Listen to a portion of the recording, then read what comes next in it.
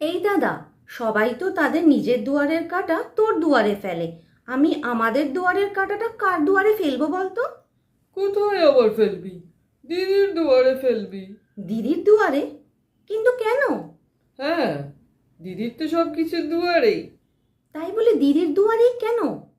তোকে আর কি বলবো বোন যমুনা, দিদির রাজত্ব এখন আর দিদির নেই, অন্য কারুর হয়ে গেছে। এই তো সেদিন দেখলাম মা কালীর পুজো সবে সম্পন্ন হয়েছে, মা কালীর বিসর্জন যাবে, তারপর তারই আগে তারা মা কালী আর মহাদেবের মুন্ডু কেটে নিয়ে গেছে। কি অনাসৃষ্টি কাণ্ড বলতো। তাই নাকি? হ্যাঁ রে বোন, কি আর বলবো তোকে, আমার তো রাগেতে গা কসকস করছিল, মনে হচ্ছিল আমার মহিষটাকে পাঠিয়ে দিই, সব কটাকে তেড়ে হিঁচড়ে জমলোকে নিয়ে আসুক, সব কটাকে আমি তারপর ওই গরম তেলের মধ্যে ফেলে ভাজি ভালো করে।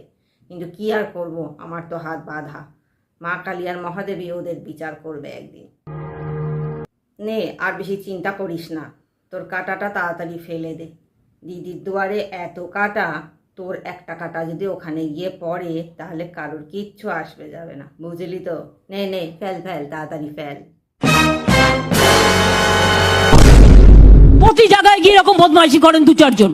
ষাঁড়ের গুঁতো খেয়েছেন? গুঁতো তোকে আগে ফোটাই, তোকে ভালো করে ফোটাই, তাহলে মনে রাখবি যে মানুষের কথা বুঝতে পারবি।